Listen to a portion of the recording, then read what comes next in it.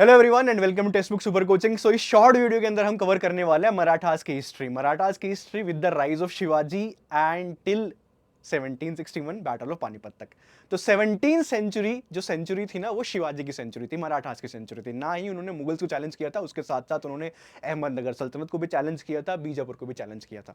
तो पूरी की पूरी हिस्ट्री कवर करते हैं 1761 पानीपत की लड़ाई तक, क्योंकि पानीपत की लड़ाई इंपॉर्टेंट है इन द सेंस कि मराठास का जो सपना था कि हम हिंदुस्तान के अंदर एक पूरा साम्राज्य स्थापित करेंगे, वो चकनाचूर हुआ था। तो उसी को हम कवर करते हैं। तो सबसे पहले शिवाजी के बारे में।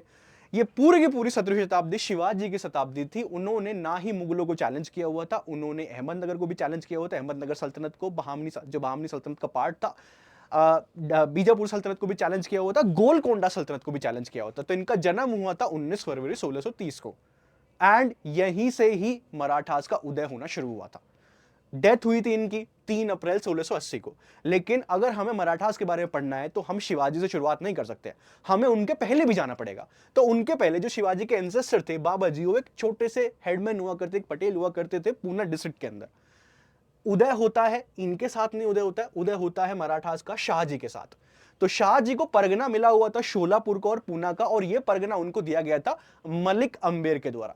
मलिक अंबेर अहमदनगर सल्तनत के अंदर हुआ करते थे, काफी पावरफुल थे मलिक अंबेर। ना ही उन्होंने मुगलों को भी चैलेंज किया हुआ था, बल्कि एक काफी अच्छा इनका वर्चस्व हुआ करता है डेक्कन के अंदर। तो यहाँ पे इनको परगना मिलता है, शाहजी को परगना मिलता है शोलापुर और पूना का मलिक अंबेर के द्वारा। नेक्स्ट पिक्चर के अंदर आते हैं शाहजहां। शाहजहां से किस तरीके, शाहजहां और मराठा से कैसे रिलेशनशिप थे, वो अभी हम यहां पे देखते हैं।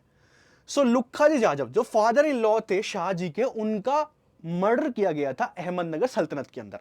जैसे ही अहमदनगर सल्तनत के अंदर उनका मर्डर किया गया था, तो हम ये देखते हैं कि शाहजी किसकी तरफ चले जाते हैं, शाहजहां की तरफ चले जाते हैं, और शाहजहां उनको मनसबदारी देते हैं 5000 की। उनकी रैंक 5000 कर सी गई थी, जात उनकी 5000 कंसिडर कर दी गई थी। देन आगे की तरफ हम मूव ऑन करते हैं। तो यहां पे शाहजहां का इंपॉर्टेंट रोल बन जाता है, शाहजहां पिक्चर के अंदर आ जाते हैं, शाहजहां इंपॉर्टेंट पॉलिटिक्स यहां पे प्ले कर रहे होते हैं। देन हम देखते हैं कि थोड़े दिनों बाद 1632 में फतेह खान, जो मलिक अंबेर के बेटे थे, उनको पूना की जागीर दे दी जाती है, जो कि अभी शाहजी को दी गई थी शाहजहां के द्वारा। तो 1632 में फतेह खान, जो मलिक अंबेर के बेटे थे, उनको जागीर दी जाती है पूना की, एंड शाहजी को निकाल दिया जाता है।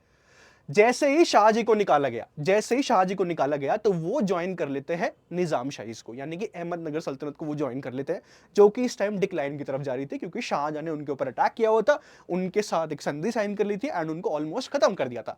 तो 1633 तक हम ये देखते हैं कि अहमदनगर सल्तनत बिल्कुल डिक्लाइन की तरफ चली जाती है। एंड उसको उभारा हुआ किसने था, उसको उभारा हुआ था केवल शाहजी ने। तो बहामनी सल्तनत जब टूटी थी तो 5 पार्ट के अंदर टूटी हुई थी, अहमदनगर सल्तनत, बीजापुर, बेरार, बिदार, गोलकोंडा। और यही अहमदनगर सल्तनत का डिक्लाइन होता है 1633 के अंदर। 1636 के अंदर उसकी ट्रीटी साइन की जाती है एंड उसको खत्म कर दिया जाता है। लेकिन उसको उभारे हुए किसने रखा हुआ था, शाहजी ने रखा हुआ था। शाहजी थे जिन्होंने मराठास को प्रोमिनेंस के अंदर लेके आए थे, लाइमलाइट के अंदर लेके आए थे। देन हम देखते हैं कि शिवाजी एक छोटा सा 16 साल का लड़का, हम ये देखते हैं कि उन्होंने तोरन्ना फोर्ट कैप्चर किया था 1646 के अंदर। यहां से शिवाजी का राइज होना शुरू होता है। 1646 के अंदर तोरना का फोर्ट, 1656 में उन्होंने चंद्रराव मोर जो थे, एक मराठा फेलो में एक फेलो मराठा थे उनके बीजापुर कोर्ट के अंदर, उनको भी मार दिया था, एंड उनकी आर्मी शिवाजी की आर्मी का पार्ट बन गई थी। देन जो बड़े बड़े मराठा देशमुख हुए करते थे, उन्होंने पंख उतरने शुरू कर दिए, क्योंकि शिवाजी पेजेंट्स के प्रति हुआ करते थे, पेजेंट्स के बिल्कुल क्लोज हुआ करते थे, एंड जो बड़े बड़े देशमुख थे जहां से किसानों को शोषण हुआ करता था, वो उनके पंख उतरना शुरू कर देते हैं। इसी के बाद ही शिवाजी का बेस बढ़ना शुरू हो जाता है। ऐसा नहीं है कि बड़े बड़े देशमुख को शिवाजी के पास नहीं थे। यस, बड़े बड़े देशमुख के साथ शिवाजी ने अलायंस भी बनाया था, लेकिन बड़े बड़े देशमुख के उन्होंने पंख भी कुतरे थे, उनकी पावर को कर्टेल भी किया गया था। सबसे बड़ा इवेंट जो शिवाजी के टाइम पर होता है, वो है अफजल खान का इवेंट। अफजल खान कौन थे? बीजापुर सल्तनत के जो शासक थे अली आदिल शाह टू, उन्होंने अफजल खान को भेजा था शिवाजी को कंट्रोल करने के लिए, क्योंकि शिवाजी अनकंट्रोलेबल थे इस टाइम पे। कॉन्टिन्यूअसली वो टेरिटरीज कॉन्कर की जा रहे थे। तो इसी को देखते हुए ही जो अली आदिल शाह टू थे, उन्होंने 1657 के अंदर अफजल खान को भेजा। सो अफजल खान के साथ यहां पे शिवाजी की लड़ाई हुई थी। लड़ाई कॉन्टिन्यूसली चलती रही, कोई रिजल्ट नहीं आ रहा था। फाइनली दोनों के दोनों नेगोशिएशन शुरू कर देते हैं, लेकिन शिवाजी को मालूम था कि इस नेगोशिएशन के अंदर पॉसिबिलिटी है कि शिवाजी को मार दिया जाए। तो शिवाजी यहां से रेडी होके गए थे, शिवाजी यहां से रेडी होके गए थे। इन यहां पे कॉम्बैट होता है शिवाजी का अफजल खान के साथ, और शिवाजी यहां पे यूज करते हैं वाघनख, और इस वाघनख को यूज करके शिवाजी अफजल खान को मार देते हैं। सो अगेन बहुत बड़ा इवेंट था, अगेन बहुत बड़ा इवेंट था, एंड शिवाजी के यहां पे हर जगह फिर चर्चे होने शुरू हो जाते हैं।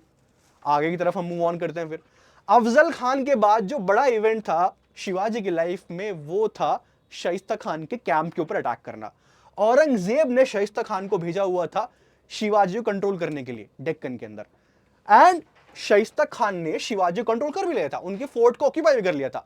लेकिन एक भरी रात के अंदर शिवाजी जाते हैं अपने कुछ लोगों को लेके, एंड शाइस्ता खान के ऊपर अटैक कर देते हैं।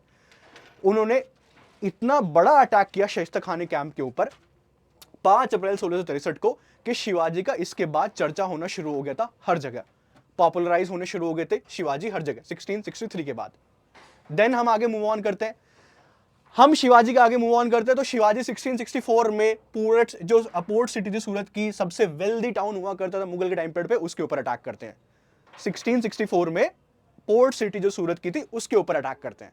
देन उसके बाद पुरंदर की संधि साइन होती है 1664 में, जय सिंह जो औरंगजेब के द्वारा भेजे गए थे उनके, अब वो साइन करते जय सिंह पुरंदर की संधि शिवाजी के साथ 1665 में। शिवाजी को हार का भी सामना करना पड़ा था पुरंदर की लड़ाई के अंदर, उसके बाद ये संधि साइन की गई थी। अब यहां पे जय सिंह ने जो पूरा प्लान बनाया था वो बीजापुर और शिवाजी को कंट्रोल करने का बनाया हुआ था, लेकिन वो प्लान फेल हो जाता है। जय सिंह फिर शिवाजी को समन करते हैं आगरा के अंदर। एक्चुअली औरंगजेब ने किया हुआ था, लेकिन वो किसके रिक्वेस्ट पे आगरा के अंदर आते हैं, जय सिंह की रिक्वेस्ट पे आगरा के अंदर आते हैं। लेकिन वहां पे शिवाजी को मिसट्रीट किया गया था, जो छोटे छोटे मनसबदार थे उनके साथ उनको बिठा दिया गया था, शिवाजी को काफी ह्यूमिलेटिंग लगा। तो इसके बाद शिवाजी को आगरा की जेल के अंदर डाल दिया गया था, एंड शिवाजी आगरा की जेल तोड़ के निकल भागे। शिवाजी दूसरी बार फिर सूरत के ऊपर अटैक करते हैं 1670 में दूसरा अटैक होता है सूरत की सिटी के ऊपर। देन हम आगे मूव ऑन करते हैं। नेक्स्ट जो बड़ा इवेंट था शिवाजी के टाइम पीरियड का, वो था 1674 के अंदर जो उनका कोरोनेशन हुआ था। 1674 के अंदर, वो सबसे बड़ा इवेंट होता है शिवाजी का, एंड यहीं पे ही एक मराठा साम्राज्य की स्थापना हो चुकी थी रायगढ़ फोर्ट के अंदर। तो ये नेक्स्ट इवेंट था, लेकिन ये पहला कोरोनेशन था। शिवाजी का सेकंड कोरोनेशन होता है 24 सितंबर 1674 में। सेकंड कोरोनेशन होता है शिवाजी का, क्योंकि पहले जो दूसरे वहां पे जो ब्राह्मण थे उन्होंने कहा कि कोरोनेशन प्रॉपरली नहीं हुआ है, तो हमें सेकंड बार कोरोनेशन करना पड़ेगा। तो सेकंड बार कोरोनेशन शिवाजी का यहां पे होता है। देन शिवाजी की डेथ हो जाती है 1680 में उनकी डेथ होती है, जब वो 50 साल के हुआ करते थे। अब मराठा एम्पायर जो पीक पे था शिवाजी के टाइम पे, वो थोड़ा डिक्लाइन करना शुरू कर जाता है, क्योंकि सिविल वॉर हो गया था, गृह युद्ध हो गया था इनके बीच में। और वो किसके बीच हुआ था, राजाराम जो उनके बेटे थे एंड शांबाजी जो उनके बेटे थे, उनके बीच ये युद्ध हुआ था, कौन सक्सेसर बनेगा। ओके, शांबाजी चाहते थे कि वो सक्सेसर बने, एंड अल्टीमेटली वही सक्सेसर बनते हैं। वो राजाराम को इवन जेल के अंदर भी डाल देते हैं। तो शांबाजी ने रूल किया था 1689 तक शांबाजी ने रूल किया था। देन जब शांबाजी की डेथ हो जाती है एंड शांबाजी को एग्जीक्यूट किया गया था औरंगजेब के द्वारा, तो पूरा मराठा एम्पायर यूनाइट हो जाता है किसकी लीडरशिप के अंदर, राजाराम की लीडरशिप के अंदर, और वो रूल करते हैं 1700 तक। देन उसके बाद रूल करते हैं शिवाजी भोसले 2, और इन्होंने रूल किया था 1707 तक, लेकिन ये काफी छोटे थे, तो ये ताराबाई की रीजेंसी के अंदर रूल करते हैं। देन उसके बाद आते हैं शाहू ने रूल किया था 1749 तक। लेकिन मराठा साम्राज्य अभी 17 आगे अगर हम देखें 18वीं शताब्दी के शुरू तक, तो वो किसके हाथ जा चुका था, वो यहां पे राजाओं के हाथ से निकल के किसके पास जा चुका था, वो पेशवास के पास जा चुका था। पेशवा सारी चीज कंट्रोल करते थे। बालाजी विश्वनाथ उन्होंने हेरिडिटरी बना दिया था पेशवाशिप को, और सारा का सारा कंट्रोल उन्होंने अपने पास लेना शुरू कर दिया था। तो थोड़ा पेशवास के बारे में पढ़ते हैं। तो बालाजी विश्वनाथ इन्होंने पेशवाशिप को हेरिडिटरी बनाया था, एंड यहां से सारा का सारा मराठा एम्पायर इनके कंट्रोल के अंदर आना शुरू हो गया था। छठे पेशवा थे, इन्होंने रूल किया था 1713 से 1720 तक। ओके, देन हम आगे मूव ऑन करते हैं। नेक्स्ट पेशवा देखते हैं, पेशवा बाजीराव 1। ये ही थे जिन्होंने मराठा साम्राज्य को आगे की तरफ लेके जाते, दिल्ली की तरफ लेके जाते, इवन दिल्ली के ऊपर अटैक भी किया हुआ था। भोपाल की लड़ाई हुई थी, उसमें भी इन्होंने जो सामने इनके कोई प्रतिद्वंदी आया था उनको भी हराया था इन्होंने 1737 के अंदर। इन्हीं के टाइम पीरियड पे 1739 में नादिर शाह का इन्वेजन भी हुआ था, तो मुगल एम्पायर ऑलरेडी डिक्लाइन की तरफ जा रहा था। नेक्स्ट पेशवा हम देखते हैं बालाजी बाजीराव। बालाजी बाजीराव 1740 से 1761 तक रूल करते हैं और इनके टाइम पीरियड पे हुई थी पानीपत की लड़ाई। पानीपत की लड़ाई वो लड़ाई थी जिसमें जो मराठास का सपना हुआ करता था कि हम एक साम्राज्य बनाएंगे तो हिंदुस्तान के अंदर का टक तक हमारा हिंदुस्तान के अंदर साम्राज्य होगा, वो सारा टूट चुका था। तो ये पानीपत की लड़ाई होती है अब्दाली के सामने। अहमद शाह अब्दाली जो एक दुर्रानी मोनार्क था, अहमद शाह अब्दाली जो एक दुर्रानी मोनार्क था, अफगान मोनार्क था, वो हिंदुस्तान के अंदर आता है और वो मराठास के सपने को तोड़ देता है। एक ही बार नहीं मराठास के एक ही बार नहीं अहमद शाह अब्दाली जो हिंदुस्तान के अंदर आया था, वो कम से कम 8 बार हिंदुस्तान के अंदर आया था। 1748 से लगातार आना शुरू हो गया था। 1767 के अंदर उसकी आखिरी इन्वेजन उसने इंडिया के अंदर किया था। सो ये जो लड़ाई हुई थी पानीपत की लड़ाई, ये हुई थी 14 जनवरी 1761 को, और इसी में ही जो मराठास का सपना था वो चकनाचूर हो गया था। ये बोला जाता है कि 70,000 से ज्यादा मराठास इस लड़ाई के अंदर मारे गए थे। तो सपना बिल्कुल चकनाचूर हो गया था मराठास का यहाँ पे। कभी उन्होंने सोचा था कि हम हिंदुस्तान के अंदर मुगलों को निकाल के एक साम्राज्य यहाँ पे स्थापित करेंगे, वो सपना यहाँ पे टूट चुका था। जादूनाथ सरकार ये बोलते हैं कि उस दिन एक भी घर ऐसा नहीं था जहां पे मराठास ना मारे गए हों। हर घर ऐसी सिचुएशन थी कि जहां पे अपने लोगों के लिए मॉर्न किया जा रहा है। तो ये जादूनाथ सरकार की स्टेटमेंट है जो आप अपनी स्क्रीन के ऊपर देख सकते हैं। ओके, आई होप आपको क्लियर हो गया होगा पूरा बैटल ऑफ पानीपत 1761 एंड किस तरीके से मराठास का जो सपना था वो कमजोर वो टूट चुका था। सो ऐसे ही वीडियो के लिए चैनल को सब्सक्राइब कर लीजिए एंड टेलीग्राम चैनल ज्वाइन कर लीजिए, अश्विनी सर टेक्स्ट बुक, सारी इन्फॉर्मेशन आपको यहीं पे मिलेगी।